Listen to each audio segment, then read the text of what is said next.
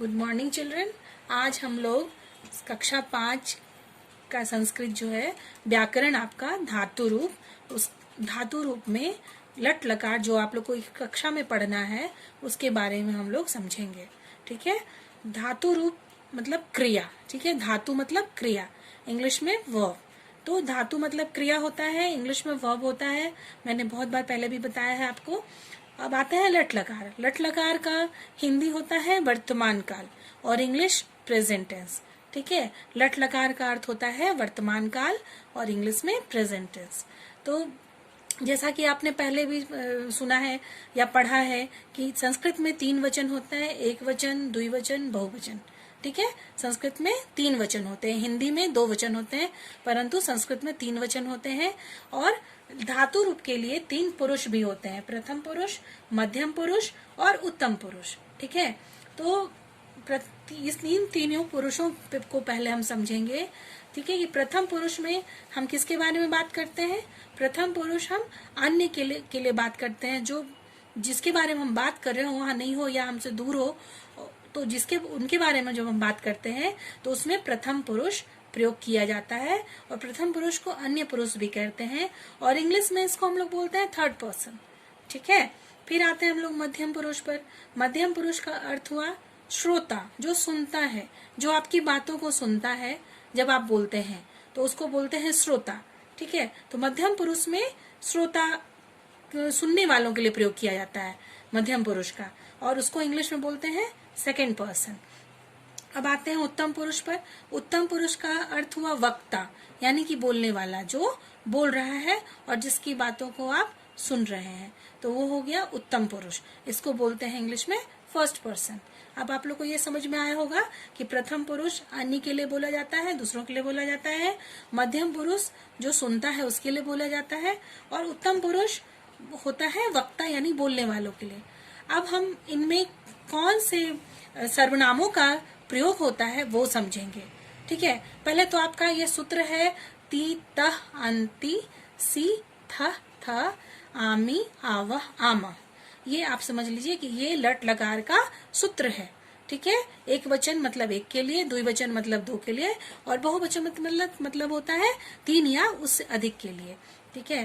तो ती तह अंति सी थ थ आमी आवह आमा, ये जो 3 है, ये तीनों पुरुषों में प्रयोग होगा। 3 लाइन जो आपका है इसका सूत्र है, और इसी पे सारे धातु, सारी क्रियाएं इस पे आप बैठाएंगे और इसको उसी तरह प्रयोग किया जाएगा। समझेंगे कि इन तीनों पुरुषों में किन किन सर्वनामों का प्रयोग किया जाएगा।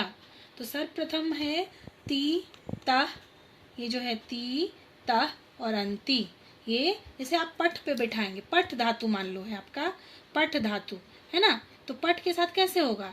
पठती। ठीक है। पठती, फिर हो जाएगा पठतः और हो जाएगा पठंती। ठीक है। ऐसे हो गया, इस तरह लगा ती तह अंति। अब ये पठती, पठत, पठंती किनके साथ होगा? तो ये तत् के साथ होगा, तत् सर्वनामों के साथ इनका प्रयोग होगा। तत् सर्वनाम मतलब हो गया क्या? वह। ठीक है। वह से हो गया, और वह का पुल्लिंग होता है सह एक वचन में, तौ द्विवचन में, और ते बहुवचन में। ठीक है। और ये पुल्लिंग हो गया, ये पुल्लिंग होता है, और स्त्रीलिंग होता है सा ते ता, ये हो जाता है स्त्रीलिंग में। ठीक है। स्त्रीलिंग में ये होता है आपका। तो तत् में पुल्लिंग और स्त्रीलिंग दोनों सर्वनामों का अलग अलग शब्द रूप होता है, जो वह, एक ये वह, वे दोनों, वे सब, वह, वे दोनों, वे सब, ये पुल्लिंग हो गया और ये स्त्रीलिंग हो गया। जैसा कि मैंने यहाँ पे लिखा है, सह और सा दोनों के लिए तत् का ती लगेगा। तत् सर्वनाम है का रूप है, और इसमें ती लगेगा, यानी कि पठती। सह पठती, अगर एक लड़का पढ़ता है सह पठती, अगर एक लड़की पढ़ती है तो सा पठती। वह पढ़ता है स पठती, वह पढ़ती है सा पठती। ठीक है। उसी तरह अगर 2 लड़के पढ़ते हैं तौ पठत, 2 लड़कियां पढ़ती हैं ते पठत। फिर आते हैं बहुवचन में, अगर वे सब पढ़ते हैं, ते पठंती अगर पुल्लिंग है, और स्त्रीलिंग होगा वे सब पढ़ती हैं तो ता पठंती। इस तरह ये तत् सर्वनाम जो है आपको याद करना होगा, सह तौ ते सा ते ता, जो कि तीता अंति के साथ प्रयोग किया जाएगा। ये हो गया अन्य पुरुष का या प्रथम पुरुष का। अब आते हैं मध्यम पुरुष पर। मध्यम पुरुष का है सी थ थ, ठीक है। तो सी थ थ का हो जाता है मध्यम पुरुष में। इसमें होता है आपका कि पठ में लगाते हैं पठसी, फिर हो जाता है पठथ और पठत, ठीक है। एक वचन, एक के लिए, दो के लिए और तीन या उससे अधिक के लिए, ठीक है ना। तो पठसी। अब इसमें कौन सा सर्वनाम चलेगा? इसमें युष्मद का सर्वनाम चलेगा, ठीक है। आपके पाठ्य पुस्तक में पीछे में सारा दिया हुआ है, तत् युष्मद अस्मद तीनों का। युष्मद चलेगा। युष्मद में क्या होता है? युष्मद में एक वचन में होता है त्वम, दो वचन में होता है, द्विवचन में होता है युवाम, और बहुवचन में होता है यूयम, ठीक है। त्वम एक के लिए, तुम पढ़ते हो, त्वम पठसी, ठीक है। और ये स्त्रीलिंग पुल्लिंग दोनों में एक समान रहेगा। तुम पढ़ते हो अगर कोई लड़का है तो होगा त्वम पठसी, और तुम पढ़ती हो कोई लड़की है तब भी होगा त्वम पठसी। उसी तरह तुम दोनों पढ़ते हो, युवाम पठथ, तुम दोनों पढ़ती हो, युवाम पठथ, ठीक है ना। इसमें ये बदलेगा ना, सर्वनाम नहीं बदलेगा इसमें। उसी तरह तीन या उससे अधिक के लिए तुम सब पढ़ते हो, यूयम पठत, या तुम सब पढ़ती हो, यूयम पठत, ठीक है ना। तो ये नहीं बदलेगा। ये युष्मद जो है आपका त्वम, युवाम, यूयम, त्वम एक के लिए, युवाम दो के लिए, और यूयम तीन या उससे अधिक के लिए प्रयोग होता है। ये मध्यम पुरुष में प्रयोग होता है, सिर्फ ये मध्यम पुरुष में प्रयोग होगा, और तत् का सिर्फ प्रथम पुरुष में प्रयोग होगा। अब आते हैं उत्तम पुरुष पर। उत्तम पुरुष में अस्मद सर्वनाम का प्रयोग होता है, ठीक है। अस्मद का चलता है शब्द रूप अहम, आवाम, वयम। ये अपने लिए, मैं पढ़ता हूँ, अहम पठामी, है ना। कैसे लिखेंगे? अहम पठामी, पठ जोड़ आमी पठामी, सब जोड़ते जाएंगे जैसे, है ना। फिर मैं पढ़ता हूँ, अहम पठामी, फिर हम दोनों पढ़ते हैं, और या हम दोनों पढ़ती हैं। स्त्रीलिंग है या पुल्लिंग, इसमें भी अहम ही होगा। इसमें अगर दो स्त्रीलिंग पुल्लिंग कुछ भी है, लड़का है लड़की है, तो आवाम ही होगा।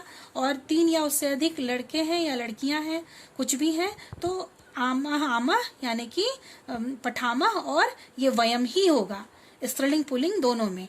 सिर्फ अन्य पुरुष में ही अलग अलग होता है, बाकी मध्यम पुरुष में और उत्तम पुरुष में सर्वनाम एक ही रहते हैं, वो नहीं बदलते, ठीक है। सिर्फ आपको अर्थ समझना है और वो उसका अनुवाद करना है या फिर उसका लिखना है आपको। तो यहाँ पे आ जाएगा, क्या हो जाएगा? पहले पठामी, अहम पठामी, फिर आवाम मतलब हम दोनों पढ़ते हैं, तो क्या हो जाएगा? वयम, आवाम पठावा, ठीक है ना। आवाम पठावा लिखोगे, इस तरह दो पढ़ते हैं, दो के लिए हो जाएगा। और अगर बहुत कोई तीन या उससे अधिक पढ़ रहे हैं तो वयम हो जाएगा, वयम पठामा। समझ गए?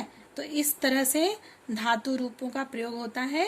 धातु का प्रयोग होता है किस तरह हम करते हैं, ये वर्तमान काल का प्रेजेंट टेंस का है। और प्रथम पुरुष में किन सर्वनामों का प्रयोग होता है और क्या धातु चलता है? ती, तः, अंति, और इसमें तत्सर्वनाम का प्रयोग होता है। मध्यम पुरुष में सी, थ होता है, और इसमें युष्मद सर्वनामों का प्रयोग होता है। उत्तम पुरुष में आमी, आवह, आमा होता है, और अस्मद सर्वनामों का प्रयोग होता है। और अब यहाँ पे देखते हैं कि तत् का क्या होता है। तत् का स्त्रीलिंग और पुल्लिंग अलग अलग होता है, ठीक है। और युष्मद में स्त्रीलिंग पुल्लिंग एक ही होता है, और अस्मद में भी स्त्रीलिंग पुल्लिंग एक ही होता है, अहम, आवाम, वयम। तो यहाँ पे त्वम, युवाम, यूयम। इस प्रकार आप समझ गए होंगे धातु का पूरा क्या स्वरूप है, कैसे इसको लिखना है, कैसे इसको आपको समझना है। और आप, ठीक है। Thank you.